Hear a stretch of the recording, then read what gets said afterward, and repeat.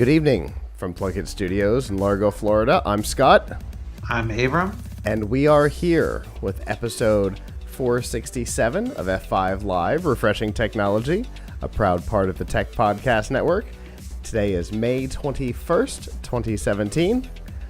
And this week, Facebook's developed a little twitch. WhatsApp has cost another $100+ million. And SiriusXM might want to open Pandora's box. Wherever you are and however you're joining us this evening, thank you for making us part of your day, whether it be on Facebook, iTunes, the Podcast Play app in the Windows Store, the Google Play Music Podcast app available on Android, our homes on Livestream, Stitcher, and Facebook Live, or of course on our apps, plunketslive.com/apps, available right now for the Windows platforms in your life, and of course more devices coming very soon, including the Xbox One, which we're very excited about. Thank you for making us part of your day. There are a couple of ways that you can join us. You can, of course, join us live Sunday nights at 9 p.m. Eastern by going to f5live.tv/join us. From there, you can join us on Facebook or on Livestream. The great thing about joining us live is that you can chat with us in the studio as we talk about our topics, which Abram and I both love. We love to get feedback while we're talking about the different topics, because it really does make it more of a community feel, which we like. But of course, if you're not able to join us live, that is okay. You can subscribe to this and all of our other shows by going to f5live.tv and clicking the subscribe button on the menu, depending on where you are, whether it be on mobile or desktop. It's in a different place. So if you click on subscribe, you can subscribe to F5 Live, the Pilch Point with Abram Pilch, our special events feed, which is about to get a whole bunch of interviews from Collision in the very near future, or our Unboxed series where we show the products that we're going to review. What else have we got? We've got First Looks, which will be back a little later in the year since First is currently taking a break, and a number of other series as well, all available there. If you are joining us live, you might notice that the show looks a little different this evening. That is because before we went to Collision, we made some pretty major studio upgrades, which we're pretty excited about. So if you're watching us live, you're not seeing the TV in the studio anymore. You're actually seeing Abram and I split screen, which is wonderful. It'll make all of this a whole lot easier and a whole lot better. So I'm pretty excited about that. It's one of the things that people have been asking for a little while, is to be able to see Abram better. So if you're watching live, congratulations. You can see Abram better, though he might be frozen right now, which is okay. That happens from time to time, and he usually... there he goes. He usually comes right back. So it's at this time of the show every time, like 10 minutes. Indeed. Usually about when I start talking about you is when things... just freezes me cold. It is what it is. It's okay. So I think that's the spiel. But if you're joining us live, enjoy the new studio setup. Hopefully it will continue to work, and it won't continue to cause freezing issues. I'm hoping that's not what's happening right now. If it is, we'll obviously have to make some changes before next week. Anyway, so that's that. So it's been a couple of weeks. Abram, how have you been? Good. Experimenting with some things, which is always cool. So I got my office a little bit cleaner, so I was able to find some things. So check this out. Yes. Okay, so, we put up, this has been a thing. People have been talking about it. And I had this idea because I've been trying to fool with things. Could I actually create the ultimate laziness by motorizing the fidget spinner? So I bought a fidget spinner. Unfortunately, I lost the cap here, but that's okay because you can see through that the motor is actually coming through. Sure. Now, what I'm trying to figure out, and this is where I could use the help of you and or the audience, is how I can actually find a way of mounting this motor so that something holds it still. Because this works fine as long as I hold it. right? See, I got a little battery box Sure. there. So as long as I'm holding this motor still, the thing will turn. But if I put this on a table and I'm not holding it, it will just like the motor will vibrate too Sure. much and not the object. Yeah. So I've been looking around all day to try and find something where you could actually get something to like hold a motor like this still on a table. A weighted project box. A weighted project box. Yeah. Put something else in the box to weight the bottom, or But like, what would clip onto this? huh? What would clip onto the DC motor?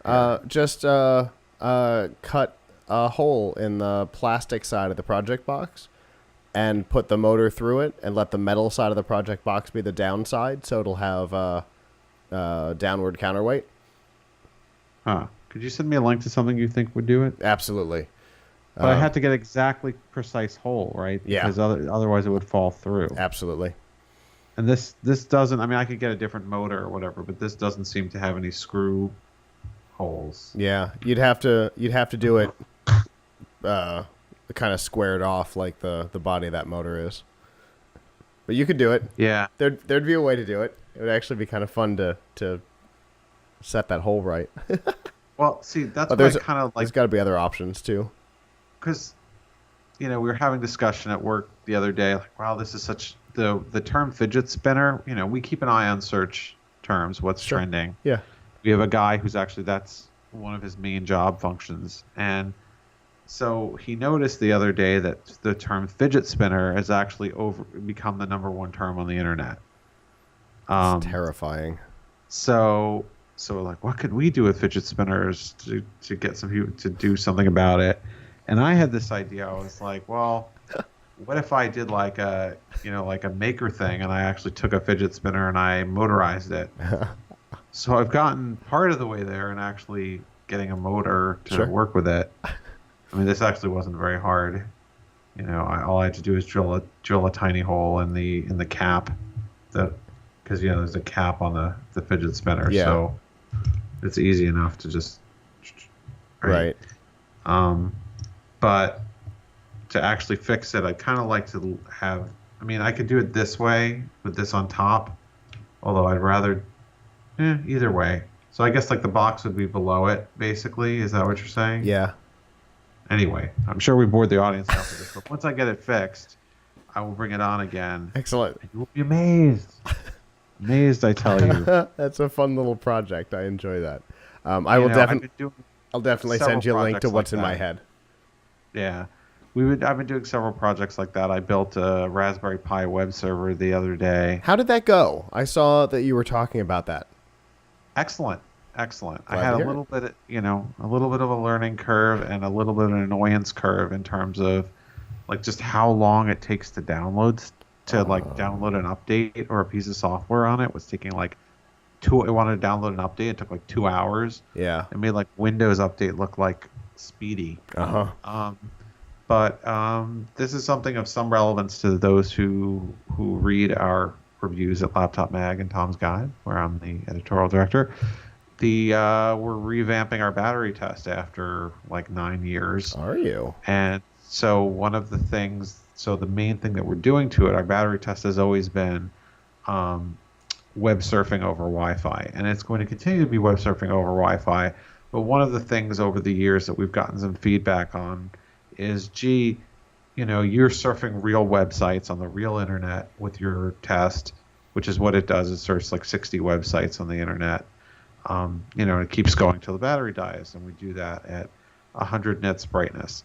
So one of the criticisms that comments we've gotten over the years is, well, you're visiting CNN.com as one of your websites. What if they have a different news story on there when they did yesterday? Well, then, the content is slightly different. I mean, I don't feel like that's a big deal, but so instead of hitting those live sites, I created 15 web pages that will never change, and some of them are now videos and actual WebGL apps, Got it. which weren't in the test before. Sure. And instead of putting them on the internet, I put them on a local server so that our office internet connection, the strength or weakness of it at any given moment, is not part of the test. Yeah. So, anyway, so that's why I needed to make a Raspberry Pi web server. Gotcha. That's actually a pretty cool usage for it. I can't wait to see if there is any variation to the results, because the results actually. So we've been running it for 2 weeks now. Wow. Okay. We haven't officially rolled out into reviews, but we're running it. We've been testing the test for 2 weeks now. So, because that's part of what you got to do, obviously, is not just make it, but like run it a million times. Oh my god! Yeah. Just to see, mostly how consistent is it from one time to another. Not is it better or worse than higher or lower battery life than the last test. So it's been pretty consistent. Good. So we're gonna. I cannot tell you how many times I ran the Windows Phone version of your test before handing it over to you. Now, that being said, we still have to, and we may actually need you to program that again. Well, if we end up reviewing another Windows Phone, for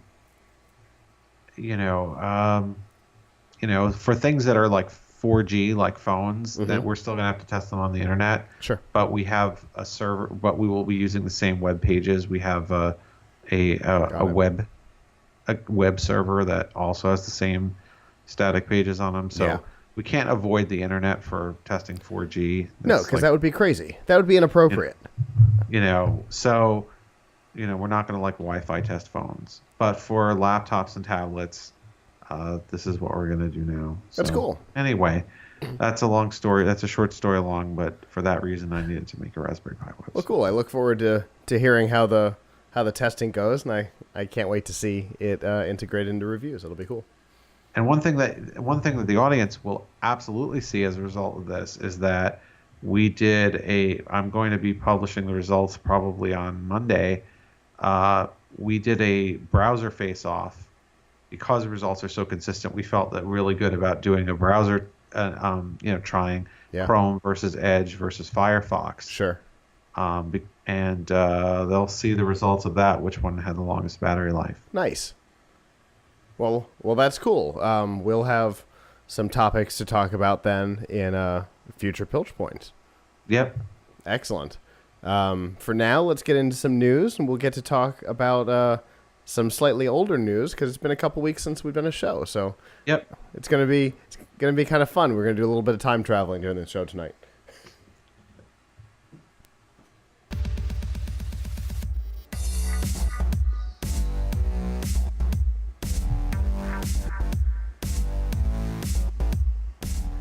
This week's Nifty Gifties on F5 Live is proudly powered by the Microsoft Store.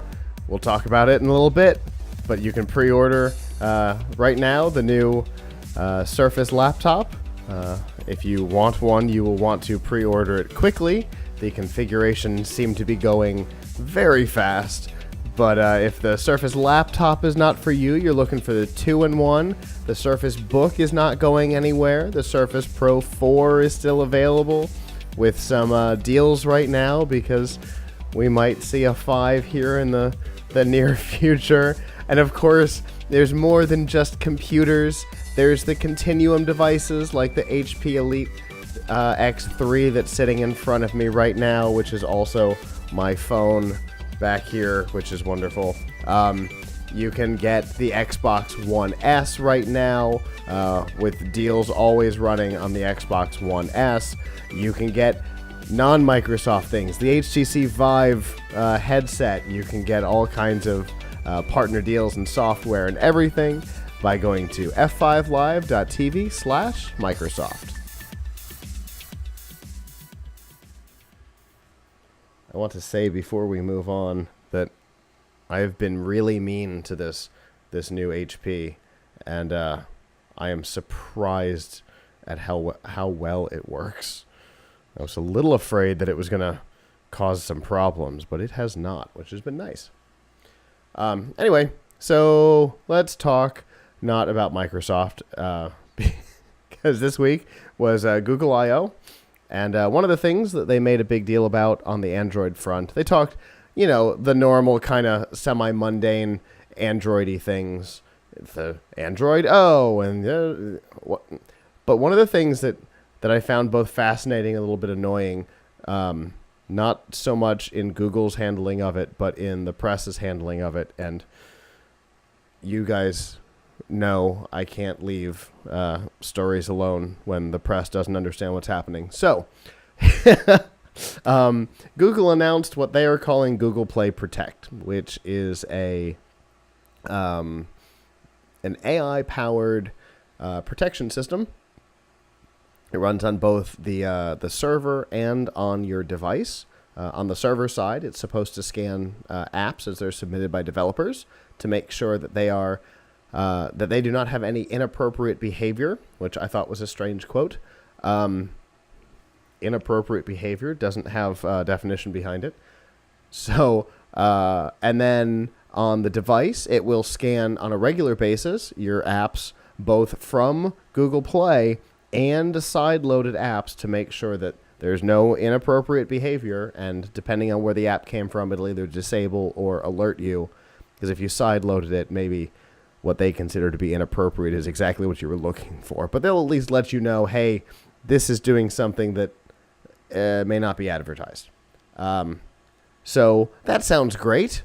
Of course, Google needs to deal with the kind of cesspool that is the Play Store.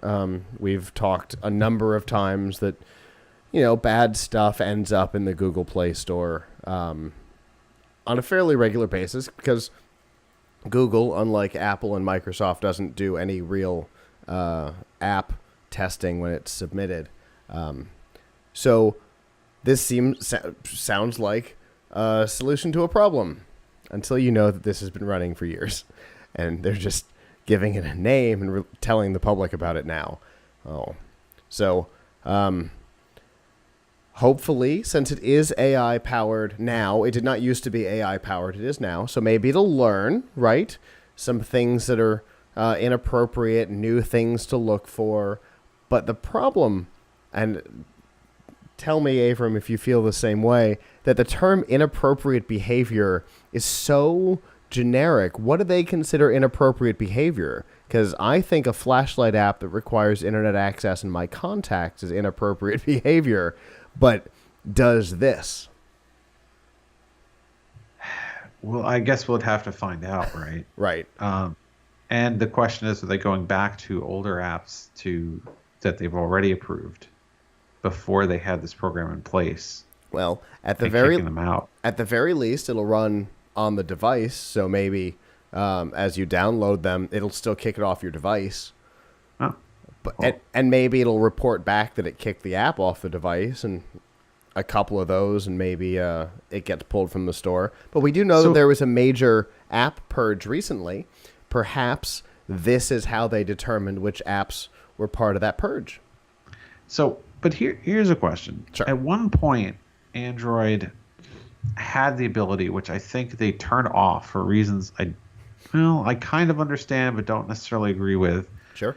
The ability to, when you installed an app, to actually to decide exactly what permissions you wanted to give it. Mm-hmm. If it was a flashlight app that wanted your contact list, you could just say no. Right. Now your only recourse is to just not install the app. Yeah. Yeah, I don't know why. Obviously, for me, that's an annoyance, because I see people all the time installing apps because my mother doesn't know or doesn't think to go look at an app and what it's going to ask for before she installs it. At least with, well, I guess with Android, one of the things that I do like is that there's a big dialog box that comes up before you can download it if there's sensitive requests, contacts, and things like that. It does come up with a dialog box that goes, hey, so this app is going to want to know about these things. Are you sure you want to install? One thing that's a little weird, though, is the developer also doesn't, as far as I can see, doesn't really get an opportunity to explain why it needs that. True. like there might be a legit reason. Like some of the things, some of the things like, oh, it says access to your contacts might actually mean you want to be able, oh, this is an app and it has a share button and you want to be able to share stuff. Right. So Because I'm Android, not sure if that actually does need to access your contacts or that just goes straight to the sharing function. But, there could be things like that right. where it needs to help you in some way. Absolutely. And wouldn't it be great if you could put in an explanation for each what is it? It's not sensor. I don't remember what Android calls it. But for each permission that they ask for, wouldn't it be great if the developer had the option to put text in there that says, here's why we're asking for access. Here's why your flashlight needs access to the camera. Because that confuses people. Right. Exactly. But that's because it's using the LED light for the camera. Right. Right. Yeah. Exactly. So, right. So if people didn't know, who could blame them for not knowing that? Because unless you understand how the hardware works, that seems bizarre. You might think, oh, this thing's really surreptitious. It's going to start taking pictures of me or things, sending them back. That sounds evil. Right. Then you realize actually the light that it's lighting up is the flash. Right. And it's all part of the camera API. And if you don't access the camera API, you can't turn the flash on. Yeah. Now, of course, you could somewhat blame Google for that because they also could have just made a flashlight API. Sure. Or they could have built flashlight into the operating system, considering how many apps there are to solve that problem. Haven't they now? Isn't it in the system tray now? It is. Okay. So actually, it kind of, But I'm just saying, like at this point, you don't need it because my new phone, which has Nougat, I didn't know if that was a Samsung thing or a Google thing. I think it's a Google thing. Because I think I've got a Motorola and an HTC that both have it too. But obviously that's always a good example of an app to talk about, because why would a flashlight need access to your contacts? But yeah, they've built it into the operating system now, which eliminates that particular concern. But like you said, a game wants access to your contacts. Why? Because not Candy Crush. What is it? The Farmville. Farmville wants to send things to your friends so that you can get things in game, right? You may not know that if you've never played the game. Right, exactly. So, anyway, I hope that I think this plan is nice, but you're right. Google, that's not the only instance of Google actually in their keynote talking about something as if it were new, but it's not. Right. And as a journalist, this is actually somewhat difficult for me because we want to report the new things and we don't want to report things that are not new. Right. Because then it's not news. Right. So it can be difficult at times when you go to a press event, they're talking about something like, yeah. And then you realize, actually, if I had been silly me, I should have known about this like 3 months ago, but it wasn't that prominently announced or I wasn't following the particular small thing where it happened. Like another thing that Google announced, and I won't belabor this point, but my colleagues and I were really incensed by it until we realized it'd been around for 4 months. We're still incensed by it, but it's like wasn't as newsy. Sure. Was Super Chat. Okay. Which I think I mentioned we were offline. Yeah. Super Chat is a feature of YouTube like live streaming, where if you're a fan of a particular YouTube celebrity and they're live streaming and you're in the chat, you can pay a certain amount of money, at least $5, and I think some of them can go up to $100 or more. Jeez. To have your chat stand out in bold and be pinned to the top of the chat room presumably for the duration of the stream. Like what happens on non-live, the featured comments. But for live stream, it would basically be a paid featured comment. Yes. Okay. I didn't even realize that you could do that on non-live. So a couple of our CES videos have featured comments on them. I don't know where they've come from, and I've certainly not gotten paid for it. So it must just be Facebook, or what's their name? YouTube. Deciding that a particular comment makes sense in context and featuring it. But but I don't think that happens in live. So you must have to pay to be featured in live. Yeah, that's the thing. So now you're going to have to pay. So apparently it's existed, but okay. So it's not a new feature. Right. Okay. But they're adding it to something else. Like, got it. I think there was some nugget in there that like it was already around, but now they're adding it to the mobile. Now you can see them in mobile or something like that. It's it's coming. It's expanded in some way. Got it. Of course, there's a great controversy about whether or not that's terrible.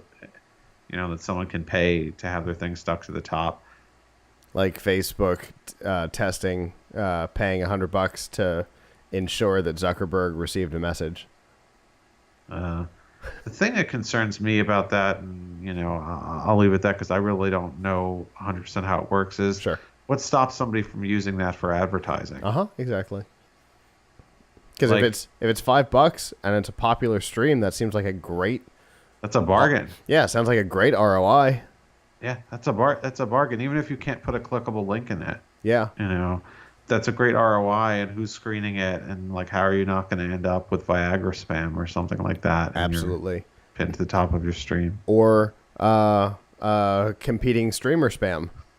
Yeah, that too. So that would be one of the many concerns. But anyway, the point I was trying to make is that yes, Google announced several things that were not exactly new. Yeah. But my concern with the super chat is that there's a whole kinds of ways that it becomes worthless real quick. And my concern with Play Protect is that perhaps people are gonna think that the Play Store is more privacy focused than it used to be, when it may or may not be. I guess that's the thing to take away from this. Just because they made an announcement doesn't necessarily mean that you're getting something new out of it. You know what? I think Google's. I've said this for years, and I think I'll stand by it. I think Google has taken the right approach with the Play Store. I think better to err on the side of empowering the developers to create different kinds of experiences than to err on the side of, well, we're going to keep everybody safe by sandboxing everything so much that you can't create certain types of utility software because they would access something that they shouldn't. Sure.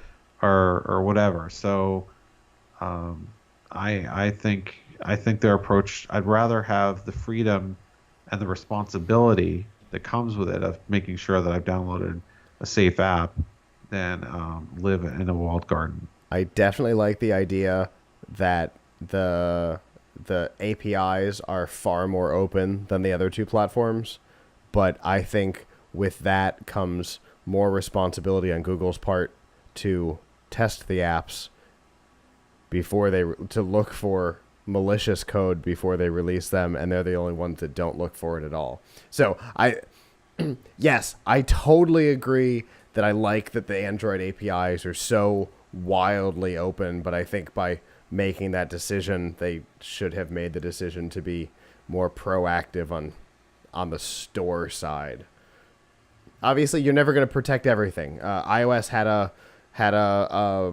an app worm 2 months ago, which is mostly unheard of, because they're the structured ones of the three. Microsoft kind of lives in between the two. They let kind of crap into the store that Apple would never allow, and then Google just go. So, whatever. They've each taken their approach. Each seems to be happy with what they're doing, and Google has recognized that there are problems in their store, and hopefully by adding AI to their submission process, they're going to try and solve some of that issue. That's my hope, is that the new AI-powered thing is going to help, and maybe that's where those, 300,000 rescinded apps came from? Maybe the AI went, no, this is inappropriate. So we'll see in the future. Obviously, if we see less malware stories, it'll mean that that this thing is working well for people. So fingers crossed, right?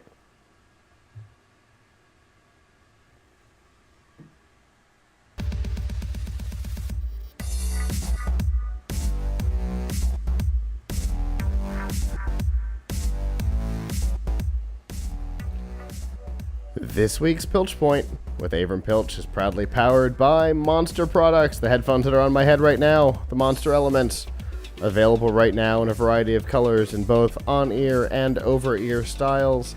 There's the ROCs that are available in-ear. There's sports headphones and Bluetooth speakers, from the little tiny Hotshot to the big Monster Blaster, all available. And then, of course, the cables to hook them and the rest of your home entertainment system up are all available by going to plughitslive.com/monster.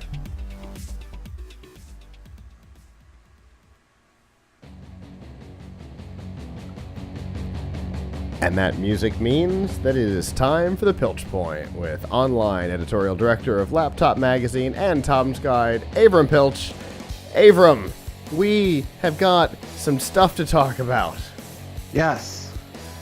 So this is a big time for Microsoft. Yes. This has been a big time for Microsoft because a few weeks ago the company announced not only a new laptop is coming, the Surface laptop, but that which is different from the Surface Book. Which is different than the Surface Book and the Surface Pro because it is not a 2-in-1. It is exclusively a laptop. It is very lightweight, very attractive looking laptop, and it has Alcantara thread on the palm rest, which is, you don't normally get a material surface on a notebook. Yeah, I was going to say I don't even know what that means. The most exciting thing the thing that I got most excited about was that beautiful blue color. Yeah, the blue color is nice. It's very unfortunate that you can't get it in the base model. I think you have to spend at least $1,300 to get it with the blue. Yeah, and I don't know if it's because the models are sold out or what the situation is, but you also can't get it in a Core i7. I think it may only be a certain config. I know we did a story on this.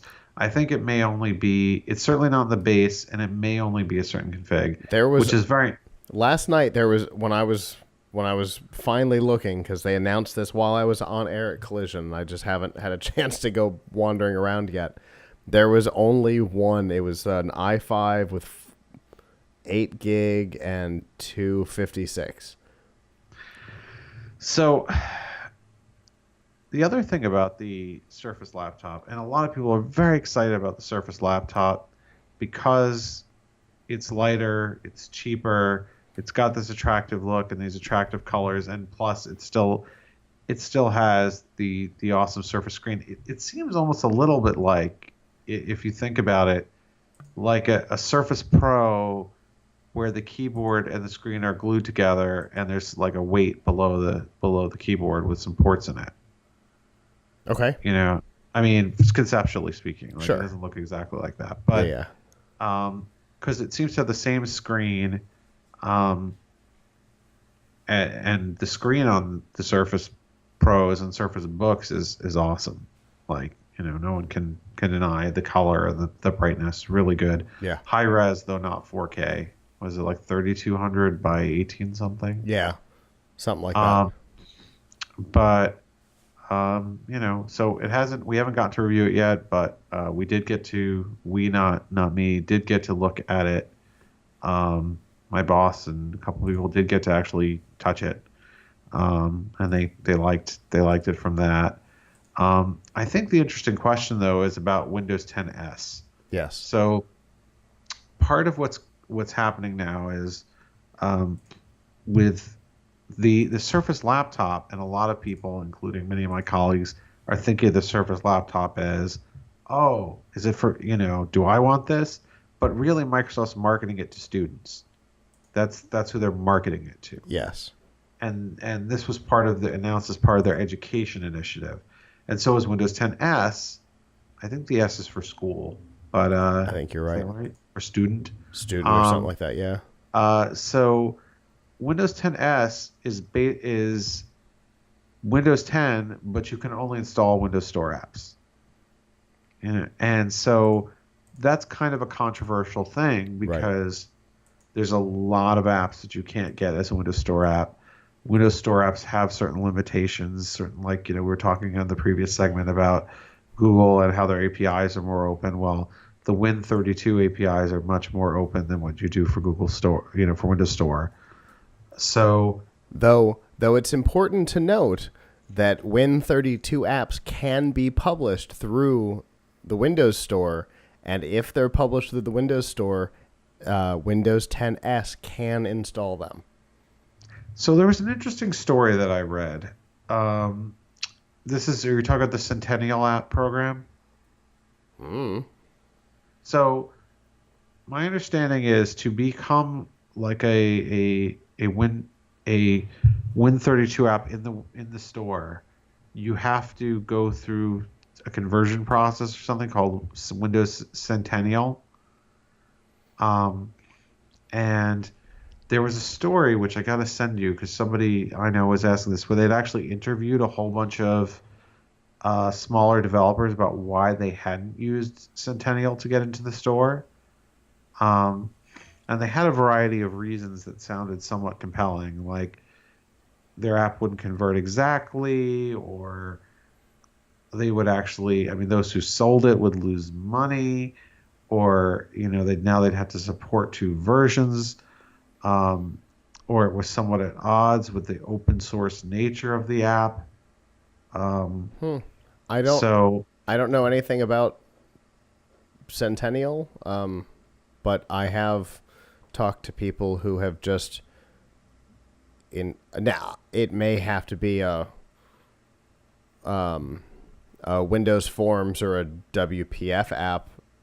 You may not have been able to build it outside of Microsoft's tech to be able to upload it direct, but I know people who have just existing apps that didn't have to go through any process to put it in.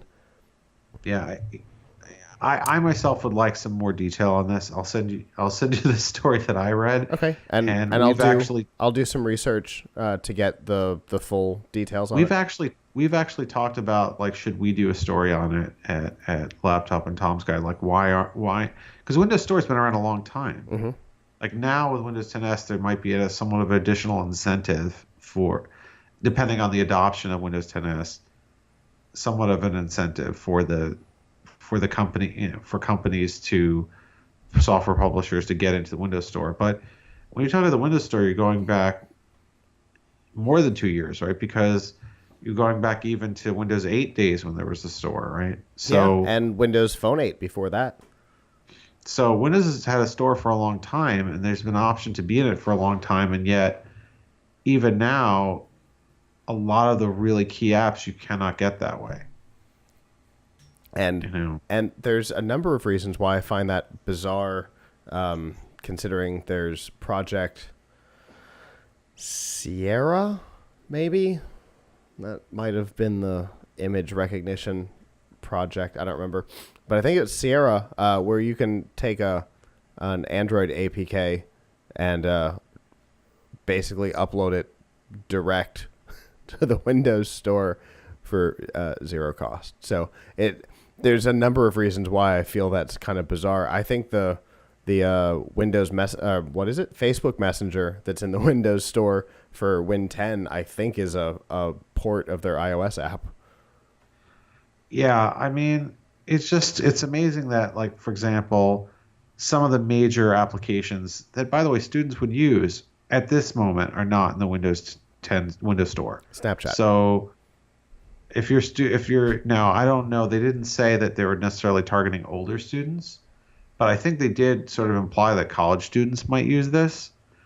There are many college design students who use Adobe Creative Cloud.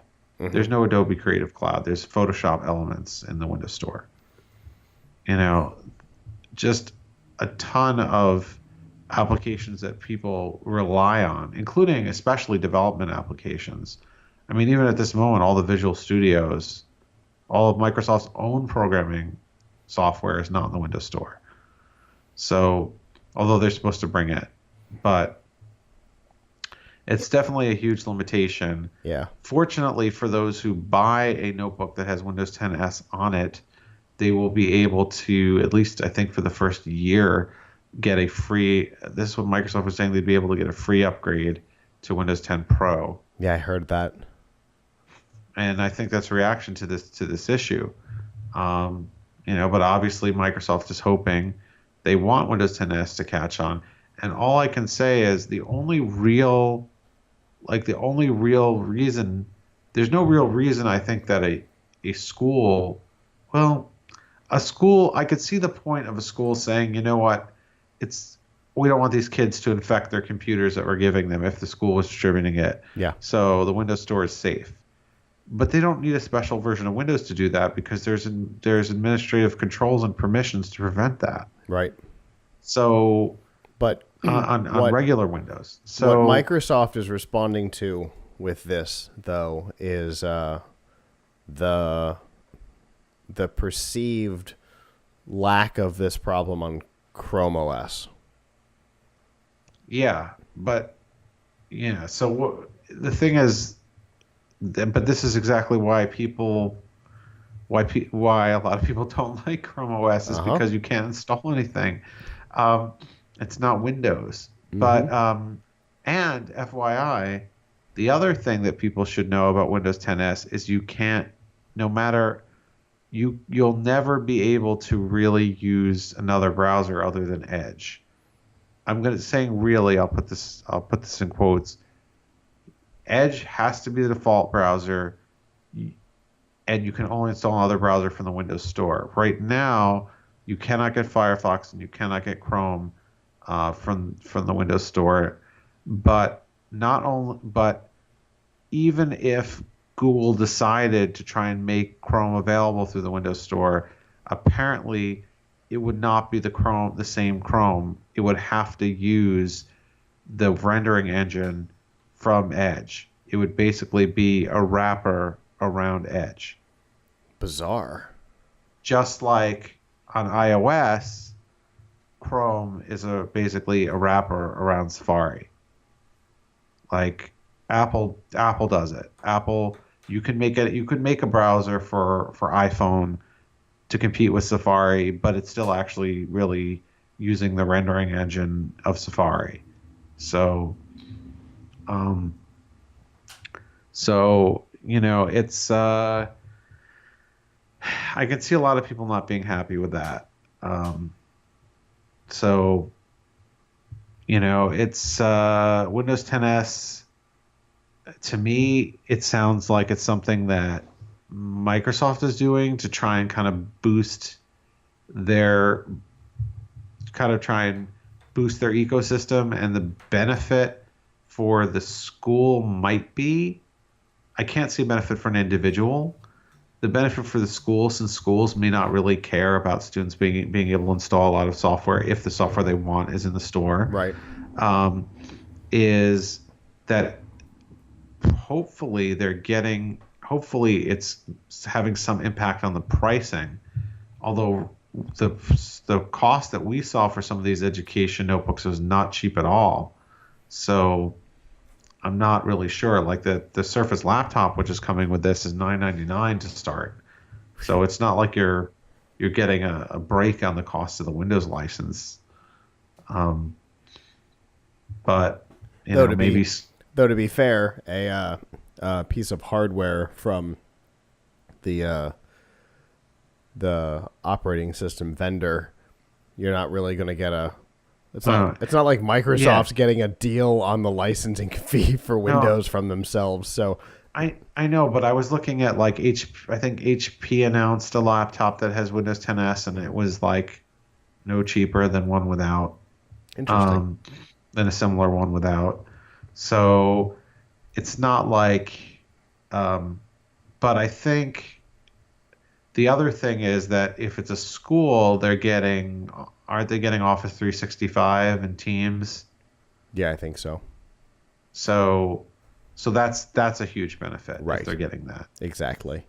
Because that could be very costly. Right. So it'll be interesting to see how this does. It'll be interesting to see how the Surface laptop does, because we've talked about it before that there's obviously still a huge market for non-convertibles. So, and then at Build, like right after this, they announced the availability for 2 developer kits for their Windows holographic headsets.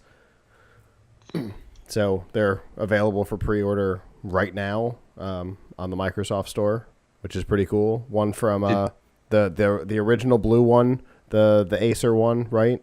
That you've got a picture of yourself wearing, and then I think one from HP. Yeah. Which is only like $30 more.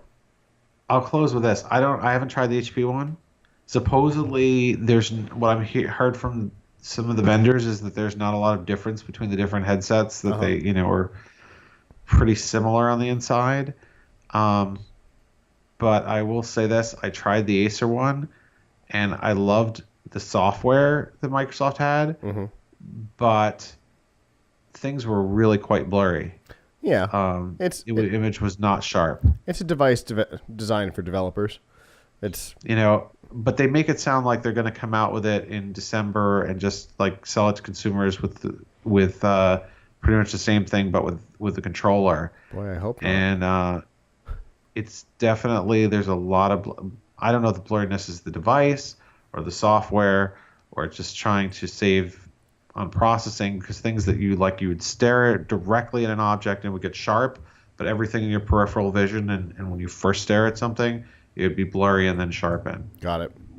Well, so I've got one of the HPs on its way. So yeah, let me know how that goes, because but it's good that they're getting into that price range. Yeah, for sure. It's going to be like $400 for a kit over the holiday, which makes it cheaper than Oculus, and much cheaper than HTC Vive.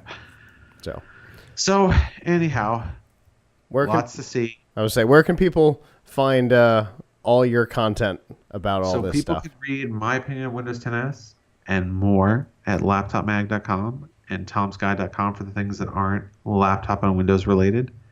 And I want to especially tell everyone that starting on the 31st or so is going to be our coverage of Computex in Taipei, and that's going to have a lot of exciting new products. I always look forward to Computex from you. It's always fun, and I look forward to the year when you get to go. Yeah, right. I definitely want that to happen. Because it is a very cool show to go to, and it's cool to go to Taiwan. So yeah, for sure. We've just got to convince somebody that it's worth sending us. Anyway, good to talk about some Microsoft stuff with you. Obviously, you will not be with us next week because you will be at Computex, but we will still have an F5 show, and then when you get back, we will get to do one of my favorites, the Computex recap, because you always stumble across some bizarre and wonderful things. Yes. So we will not see you next week, but we will see you back in 2.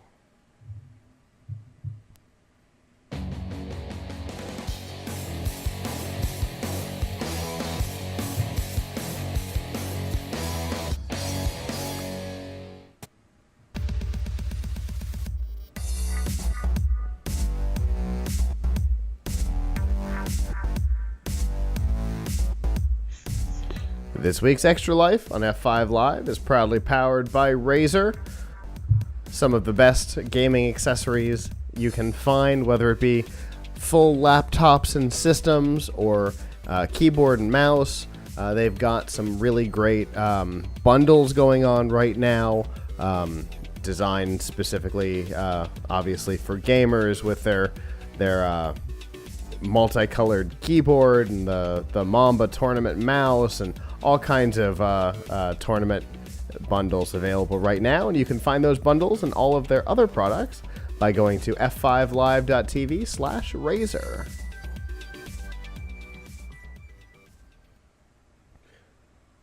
Now, there's no pretending at this point that video game streaming is a big deal. It's huge. Amazon spent a ridiculous amount of money to purchase Twitch. It was $1 billion for the platform. And Twitch, by far, owns game streaming. YouTube has tried to do YouTube gaming, but, they've done okay with it. Microsoft acquired Beam and built it direct into the Xbox One and Windows 10.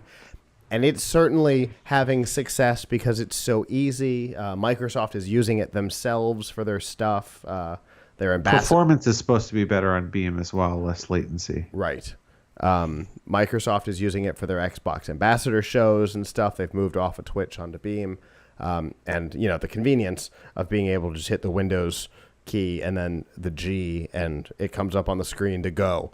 That's wonderful. But it's still not Twitch. Twitch is still the place for game streaming. But there are lots of people, obviously, who would like to challenge that dominance. This week, an interesting new challenger entered the fray, and it's Facebook. A little surprising. They have not gone Google or Microsoft's route in building out a big platform or buying an existing one and integrating it into the world. Facebook decided to start with ESL, which is the largest esports league in the world. And they will, over the next year, be broadcasting 5,500 hours of esports tournaments to Facebook Live. That's a pretty big test market. What do you think? Well, people will tune in. Why not? Absolutely. ESL is one of the things that people like to watch. And if that content is over on Facebook Live, it seems like people will go where the content is. Now, the question is, will more people do their streaming on Facebook Live? I don't know. Depends on how easy it is and, what streaming platform you're using. The software that we use, obviously, for those of you who are watching us on Facebook Live, the software that we use makes it very easy to go to Facebook Live, but not everything does. Some things make Twitch easy and nothing else. For me, going to Twitch is just as easy as going to Facebook Live. Twitch just isn't our market. But will more people, because ESL is there, will more people go to Facebook Live? I don't know. Is it exclusive in any way? Could you get ESL somewhere else? So it's a great question. 1,500 of the 5,500 hours will be Facebook Live exclusive. So about, 25-ish, just short of 25%, or just over 15, 3, 45, 6. So, just right around 25% of it will be Facebook Live exclusive. The rest will still have the ability to stream wherever they want to, likely Twitch.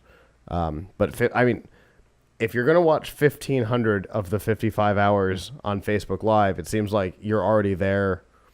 Stick around. Yeah. So I guess it depends how well the exclusive works out for them. One problem I guess I would have as a viewer and a content creator is it's not, at least as far as I've seen, it's not very easy to search and find archives of Facebook Live videos. Yes. However, on Twitch, you only get 45 days, even as a partner. You get 30 as a non-partner and 45 as a partner. So with Facebook, this is why I like YouTube. I would say with Facebook or YouTube, or I have no idea how Beam works, but with Facebook and YouTube, there's no cutoff on your backlog. I'm not aware. That's an interesting point. I haven't really thought about it. We are planning to do an article sort of comparing the different services, so I'll make sure that we include that fact, like how long before they dump your stream. Right. But as if I were doing streaming, if I were doing game streaming, I would definitely want to make sure there's a copy of everything on YouTube, because it will get you the best search. Absolutely. And Twitch actually has an export to YouTube feature built into it. Yeah. So, and YouTube never erases anything. So. Right. Even if you tell it to delete. You never get rid of anything. Because God forbid you tell it to delete and then go, oops, that's not what I meant to do, and try and upload it again right away. YouTube's like, no, we've already got that video. So, listen, Facebook's got to do what they got to do to try and stay relevant. The other thing that they're doing, is that they're going to be airing some Major League Baseball games as well on Facebook. That was announced the other day. I was not aware of that. That's a big deal. I think they're going to have a game of the week or something on Facebook. What are they stealing that from Periscope, MLB. right? Oh, the idea of it? No, probably the contract. Because I think Twitter did that last year. Oh, yeah. So they probably stole the contract from Twitter. I mean, I'm a baseball fan, and it doesn't really appeal to me that, like, I'm going to watch on Facebook. Mm-hmm. Now, maybe if I was a cord cutter and that was the only way I could see the game, and it was a game I really wanted to see. That's what I was just thinking. If you didn't have another way to watch it, you'd be pretty excited, I bet. Yeah, if that's the only way. But if with other options, it doesn't seem like that exciting, but who knows? Anything to bring the audience in. They've got to, now that Facebook and, well, I was going to say in Twitter, but Twitter's got a lot of problems. Now that Facebook, in a way, Facebook is becoming, for what its original purpose is, Facebook has become a little bit passé, like still very popular, but I don't think the kids are into Facebook anymore. Oh, yeah, for sure not. So they've got to find ways to stay relevant. Yeah, and if they can bring in ESL, that'll be a good way to bring relevance back to the platform, especially for younger people. Yep. So it'll be interesting to see if it works out for them, if it's just an experiment, or if they're hoping to challenge the big purple beast and see if they can do any damage to Twitch, or if we're just screwing around. You never quite know with Facebook. Sometimes they just do things to do things, and sometimes they're legitimately trying to challenge the big guy.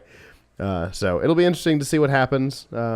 Obviously, it'll be a little while because we've got 5,500 hours of broadcast from ESL before we'll know if other people start signing up. But it's an interesting experiment. Experiment? What? Yeah, that's the word.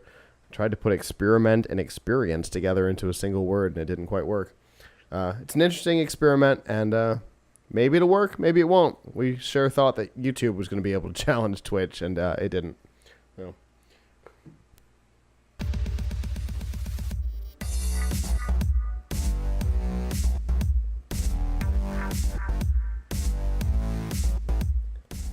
This week's news from the tubes on F5 Live is proudly powered by RiffTrax. Make fun of movies, or let the professionals do it for you, because that's what they do for a living. The guys who used to do Mystery Science Theater 3000 and do appear a couple of times in the new season are back and doing what they do best, making fun of movies, from blockbusters and high-profile TV shows to Star Games that has possibly some of the worst green screen I've seen in anything ever, are all available. The way it usually works is for a couple bucks you download the MP3, play it along with your DVD, Netflix, Amazon, wherever the movie happens to exist, and laugh. From time to time, they mix things up and they do something different, like a live show Their next one is June 15th. It'll be in movie theaters nationwide, and you can see the Summer Shorts Beach Party, where they will be doing some of the quote-unquote, sarcasm quote, best of the short films that they've made fun of over the years, and they will do them live in theaters nationwide. So to find out all of the movies, short films, and live events that are available to you, you can go to f5live.tv/RiffTrax with an X.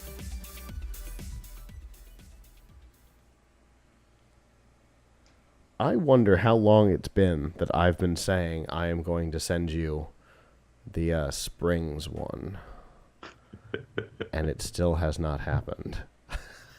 I just realized again that it still hasn't happened. It will, I promise. Anyway, so let's stick around with Facebook for a little bit. When Facebook bought WhatsApp, you and myself and Nick at the time all discussed the very likely issues that Facebook would face in this acquisition, because they made it very clear to the organization that is the harshest on tech mergers, the European Union and the European Commission, that they would not be able to or interested in matching up accounts for any reason, including advertising. And then last year, they changed their privacy policy for both products that allowed them to do exactly that. And within hours, an investigation was opened in the EU as to whether or not they had been blatantly lied to. That ruling was given this week, and yes, they believe that they were blatantly lied to, because of course that was Facebook's intention.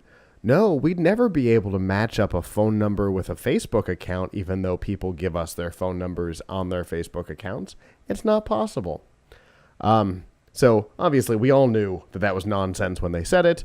The EU now knows that it was nonsense, and they have fined Facebook 110 million euros, or about 122 million US dollars, for lying to them, essentially. That's basically what the thing said, because they had been lied to. And Facebook believes that they did nothing wrong, however, will not fight this ruling, probably because it cost them more to fight it than to just pay it. So that's an expensive lawyer if it's going to cost you over $110 million, $122 million to pay a lawyer or lawyers. I don't know. It seems like one of those things that isn't going to be won. So you're going to pay a legal team and then have to pay the fine anyway. Yeah, and or they just know that they actually did it. And and they legitimately don't have any way to defend themselves. Yeah. That seems pretty likely. So they're not going to challenge it. Of course, this was going to happen when they changed the privacy policy last year. You and I talked about that it was going to be a huge problem for them. What this calls attention to is that privacy policies are only good for as long as the company wishes to uphold them, which means that they're not binding. Yeah, they're only good for the moment in which they're published. Yeah, well, or until they're replaced. So, exactly. It's unfortunate because I don't really, in the U.S., I don't think there are any. I don't know if there's anywhere any applicable law to say like your privacy, you're bound by this until X. But unfortunately, I mean, to be fair, it's not like they sold the information, right? They're just matching up one set with another. It's true. And, it's not, to me, the actual behavior is neither unexpected nor particularly terrifying. But to the EU or the European Commission in particular, I I don't even think they necessarily care that it's happening. I think they're mad that they were lied to. Yeah, Facebook just should have been honest about that from the start. Yeah. I mean, really. Of course, just that simple. Of course we're buying WhatsApp because it's popular and there's information in there. Of course that's why we're buying it. And of course we're going to figure out how to match up user accounts because we don't employ morons. That could have been their answer. And what was the EU going to do? Well, you know what? We didn't think that you'd be able to do it because then they'd be the morons. Because of course they'd be able to do it. It's such a bizarre story. The whole thing is so bizarre. It's as if the commission set Facebook up for failure almost purposefully. Because they knew Facebook wasn't going to go, yup, we're spending a couple $1 million so that we can track you in new ways. Of course, that's not the answer they were going to give. But of course, that's what they were doing. Oh, it's a funny story. That's mostly the reason why I wanted to write about it, because I think it's funny. And it's a lot of money for a single sentence that was obviously nonsense when they said it. Yeah, well, it wasn't wise to promise that, and they're paying the price. Good for them that they have that kind of money to throw around. Yeah, without even really being concerned about it. Oh, 122. Yeah, we won't fight that. Great. Wonderful. That's not frightening at all. I mean, that would have been, just to put that in some scale, that would have been enough money to pay off Gawker Media's lawsuit debt to Hulk Hogan. Uh-huh. And that company would then still be in business. So that's a fascinating way of looking at that. Yep.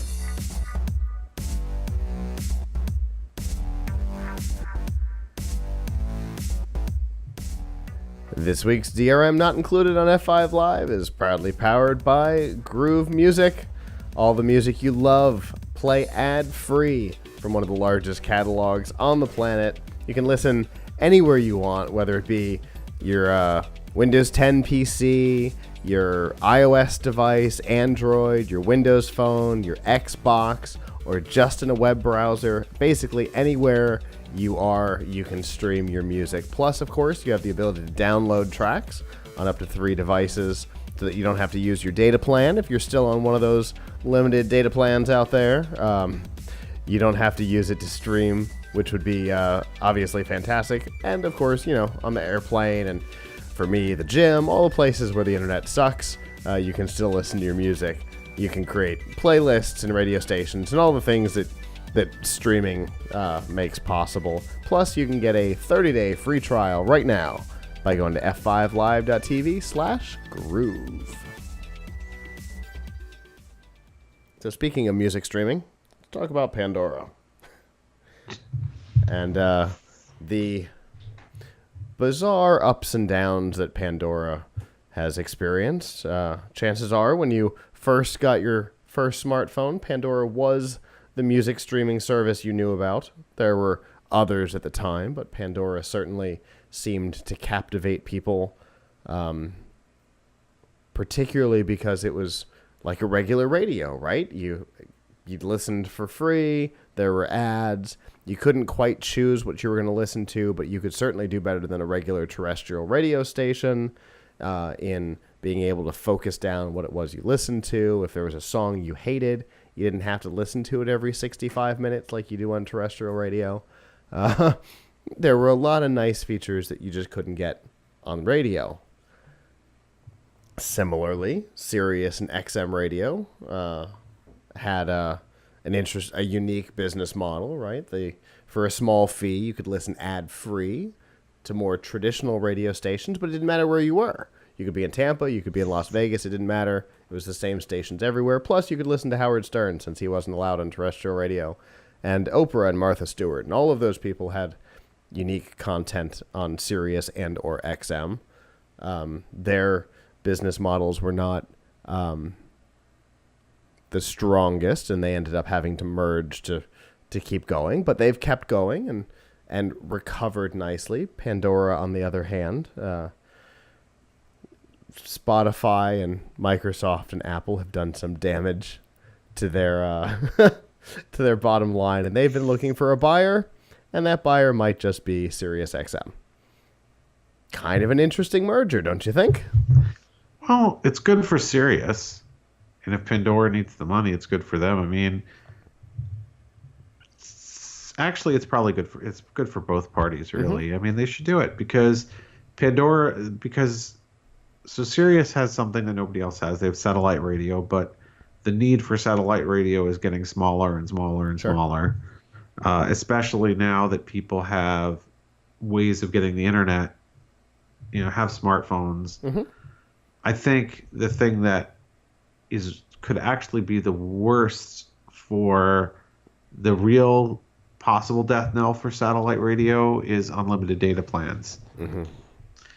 Now that we're seeing a surge in unlimited data plans, if, of course, the companies continue to offer them, and they work, I think the number one thing that people would want to do is be able to stream things in the car that they haven't downloaded before. Well, then that means that you can get podcasts and all kinds of things, and even online radio stations. So the need for satellite, which SiriusXM does have stations streaming. Some of, or maybe all of, the SiriusXM stations can be streamed. Yeah, well, that might be their whole model, right? Because, I mean, the need to have it's kind of a cost to entry, right? Because to get satellite radio, you have to actually have the radio in your car, right? You can't just subscribe. You have to have a satellite radio receiver. Yeah, you have to have hardware. It may not be built into your vehicle. There's the little suction cup add-ons. You can get it Best Buy for like $19. But yes, you do have to have hardware for it. So you have to have hardware for it.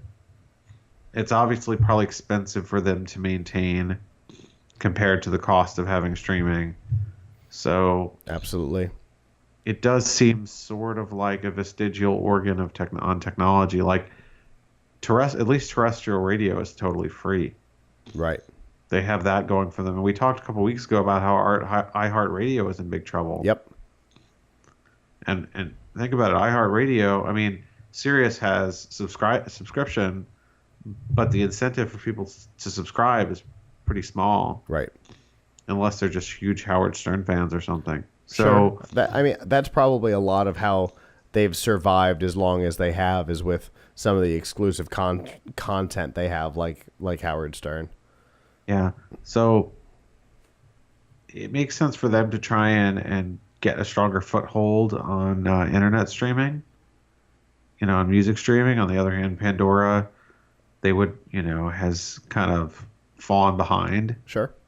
So, but if you can take the curated content from SiriusXM and the uncurated content from Pandora and throw it all together into a single platform, boy, that sounds a lot like Apple Music, doesn't it? Yeah, it sounds like a smart move for both parties. They need some kind of a spark. Maybe they have some kind of a better together story. Yeah. Like, this only really makes sense if they find some way to combine the products. Yeah. Yeah, it can't be two separate products owned by the same company. They've got to figure out how to beat Apple at their own game and have more than one curated radio station, which SiriusXM already has a catalog of curated stations. And then the uncurated section of Pandora, I think that would be a really good pairing of content. Yeah. Especially if Pandora can do a more traditional, a more modern, not a traditional, because they're kind of the traditional music streaming. They can do a more modern, I want to listen to what I want to listen to. Then this pairing could be nearly unbeatable. Yeah, well, I wish them luck. Maybe they can find some way. I mean, because internet in the car is a bit of still a bit of a dicey proposition. I mean, generally it's been pretty good, but you got to make sure wherever you drive you get it. If they could find a way of bringing some of the customization of Pandora to satellite, that would also be a big deal. That would be awesome. So it'll be interesting to see what they do. A report said that Pandora, after a particular event last week, that Pandora was giving themselves basically 30 days to figure out what to do. And that's a weekend now, a little over a weekend now. So they've got about 3 weeks to figure out what their plans are. So it's likely that this will happen and will happen quickly. So my guess is the end of this story happens relatively quickly. So I don't think we're going to have to wait too long to find out if this is the truth. This sounds like a merger that is actually could be good for the market and good for consumers. Good for everybody. Yeah, it sounds like it's something that's good for everybody involved. Because obviously they're not going to charge $80 a month for the subscription because they'd go away by Thursday. So they've got to be competitive on price, and they'd be offering something that nobody else is offering completely. So many times when we talk about mergers, we're talking about stuff where, maybe it's actually going to be harmful to the consumer, like AT&T buying T-Mobile a couple of years ago. Yep. Does anybody think that would have resulted in better choice or better prices for consumers? But this is actually the opposite case, where this could actually end up with a better product for people. Yeah, absolutely. Something that's not currently being offered in a very wide marketplace. Because we could sit here for the next 10 minutes and name competitors in this space, but nobody would be offering what a combined Sirius XM and Pandora would be able to offer. So I'm hoping it happens, and I'm hoping they implement the thing that we were just talking about, because that would set them apart from everybody in a wonderful way. Well, that is our show. I stopped myself. I did not say that there. I did now, but I stopped myself. I heard it in my head, and I stepped on it real quick. If you have joined us live, thank you. We appreciate it.